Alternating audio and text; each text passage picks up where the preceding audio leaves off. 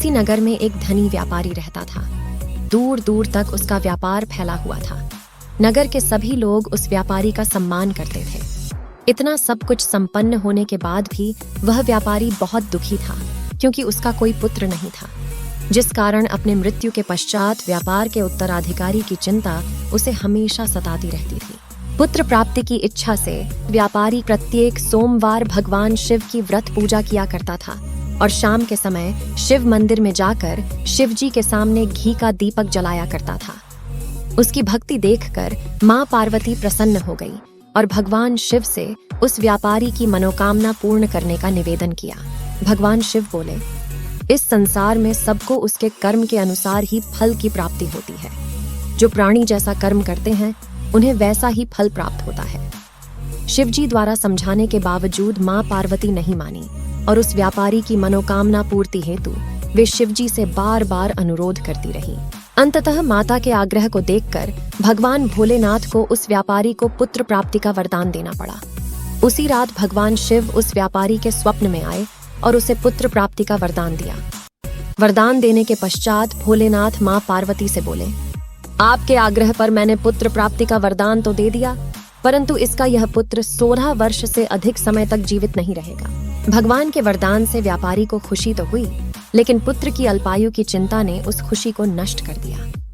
व्यापारी पहले की तरह सोमवार के दिन भगवान शिव का विधिवत व्रत करता रहा। कुछ महीनों के बाद उसके घर एक अति सुंदर बालक ने जन्म लिया और घर में खुशियां ही खुशियां भर गईं। बहुत धूमधाम से पुत्र जन्म का समारोह मनाया गया, परंतु व्यापारी को पुत्र जन्म की अधिक खुशी नहीं हुई, क्योंकि उसे पुत्र की अल्पायु के रहस्य का पता था। जब पुत्र 12 वर्ष का हुआ तो व्यापारी ने उसे उसके मामा के साथ पढ़ने के लिए वाराणसी भेज दिया। लड़का अपने मामा के साथ शिक्षा प्राप्ति हेतु चल दिया। रास्ते में जहां भी मामा भांजे विश्राम हेतु रुकते, वहीं यज्ञ करते और ब्राह्मणों को भोजन कराते। लंबी यात्रा के बाद मामा भांजे एक नगर में पहुंचे। उस दिन नगर के राजा की कन्या का विवाह था, जिस कारण पूरे नगर को सजाया गया था।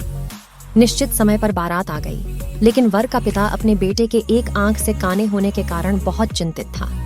उसे भय था कि इस बात का पता चलने पर कहीं राजा विवाह से इनकार ना कर दे, इससे उसकी बहुत बदनामी होगी। जब वर के पिता ने व्यापारी के पुत्र को देखा तो उसके दिमाग में एक विचार आया। उसने सोचा, क्यों ना इस लड़के को दूल्हा बनाकर राजकुमारी से विवाह करा दूं। विवाह के बाद इसको धन देकर विदा कर दूंगा और राजकुमारी को अपने नगर ले जाऊंगा। वर के पिता ने लड़के के मामा से इस संबंध में बात की। मामा ने धन मिलने के लालच में वर के पिता की बात स्वीकार कर ली। लड़के को दूल्हे का वस्त्र पहनाकर राजकुमारी से विवाह कर दिया गया।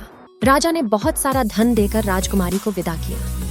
शादी के बाद लड़का जब राजकुमारी से साथ लौट रहा था तो वह सच नहीं छिपा सका और उसने राजकुमारी के ओढ़नी पर लिख दिया, राजकुमारी, तुम्हारा विवाह मेरे साथ हुआ था। मैं तो वाराणसी पढ़ने के लिए जा रहा हूँ और अब तुम्हें जिस नवयुवक की पत्नी बनना पड़ेगा वह एक आंख से काना है। जब राजकुमारी ने अपनी ओढ़नी पर लिखा हुआ पढ़ा तो उसने काने लड़के के साथ जाने से इनकार कर दिया।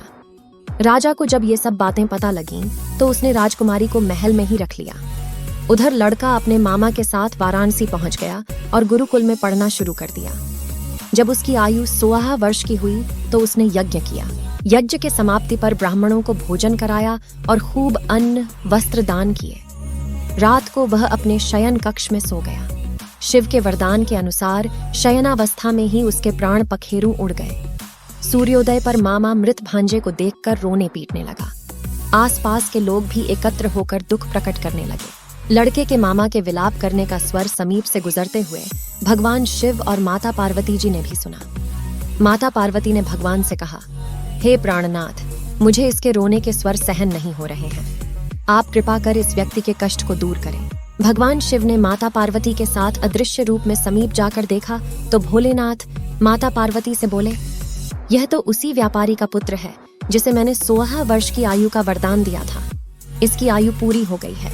मां पार्वती ने फिर भगवान शिव से निवेदन कर उस बालक को जीवन देने का आग्रह किया। माता पार्वती के आग्रह पर भगवान शिव ने उस लड़के को जीवित होने का वरदान दिया और कुछ ही पल में वह जीवित होकर उठ बैठा। शिक्षा समाप्त करके लड़का मामा के साथ अपने नगर की ओर चल दिया। दोनों चलते हुए उसी नगर में पहुंचे जहां उसका विवाह हुआ था। उन्होंने उस नगर में भी यज्ञ का आयोजन किया। समीप से गुजरते हुए नगर के राजा ने यज्ञ का आयोजन देखा और उसने तुरंत ही लड़के और उसके मामा को पहचान लिया।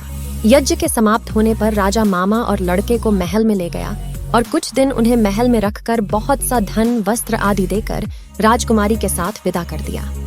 इधर भूखे प्यासे रहकर व्यापारी और उसकी पत्नी बेटे की प्रतीक्षा कर रहे थे। उन्होंने प्रतिज्ञा कर रखी थी कि यदि उन्हें अपने बेटे की मृत्यु का समाचार मिला तो वे दोनों भी अपने प्राण त्याग देंगे।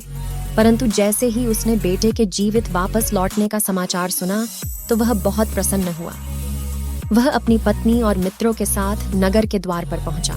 अपने बेटे के विवाह का समाचार सुनकर और पुत्रवधू राजकुमारी को देखकर उसकी खुशी का ठिकाना न रहा। उसी रात भगवान शिव ने व्यापारी के स्वप्न में आकर कहा, हे श्रेष्ठी, मैंने तेरे सोमवार के व्रत करने और व्रत कथा सुनने से प्रसन्न होकर तेरे पुत्र को लंबी आयु प्रदान की है। महादेव की बात सुनकर और पुत्र की लंबी आयु जानकर व्यापारी बहुत प्रसन्न हुआ।